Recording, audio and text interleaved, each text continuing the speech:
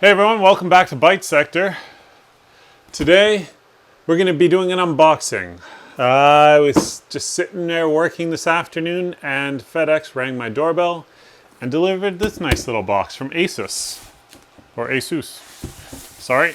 So, without further ado, we're going to crack the seal open. I have a suspicion I know what this is. It's been waiting for it for a while, and because I was on vacation, I didn't take delivery as soon as I should have. But we are going to get right on this review because it's relevant to you guys today. So, cutting open this wonderful Asus taped up box. We've got our... Ooh. Oh yeah. Oh, that's the stuff right there. So there's a bit of a story here. I'll take that far off. So, Asus told us back in August that they could send us an RX 5700 for review. And I was all over that. Sure, send it. Our viewers would love to hear from us about that. And then I went on vacation, and when I got back, I emailed my contact at Asus, and they said, we'll send it out right away. And then last week, they reached out to me and they said, we're sorry we haven't sent it out yet. We don't have any RX 5700s. Would you accept an RX 5700 XT? To which I said, absolutely.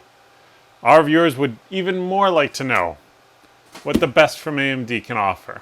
So, there it is, a 5700 XT. It's the ROG Strix Gaming Edition from Asus.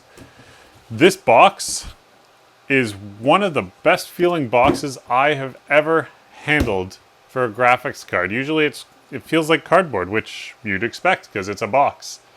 This one, premium finish. Kudos to Asus for really thinking that I care about the packaging.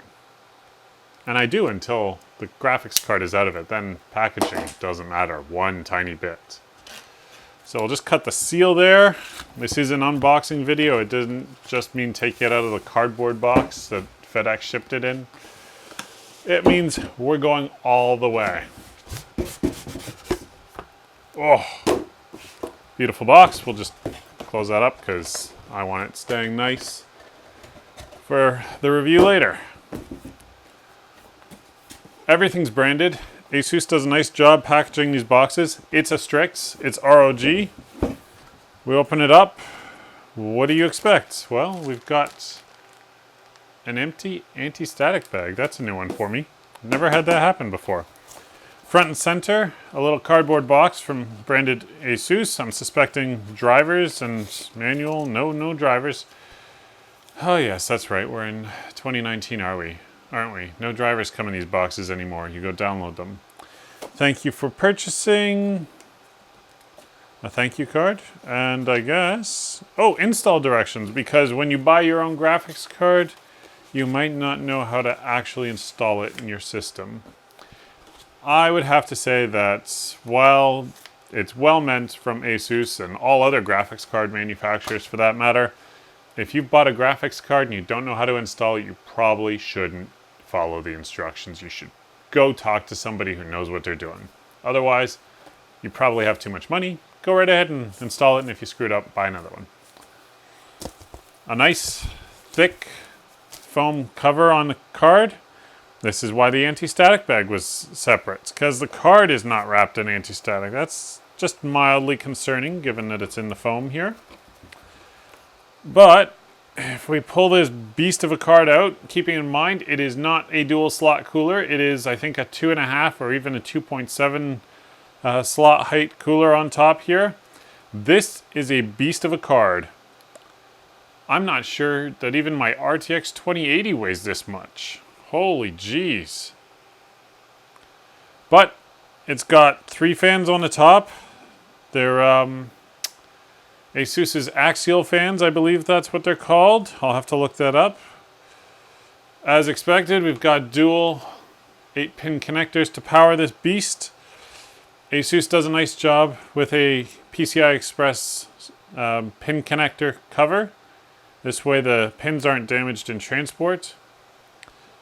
Overall, it's a beast of a card. It looks nice, and there's not much more to say.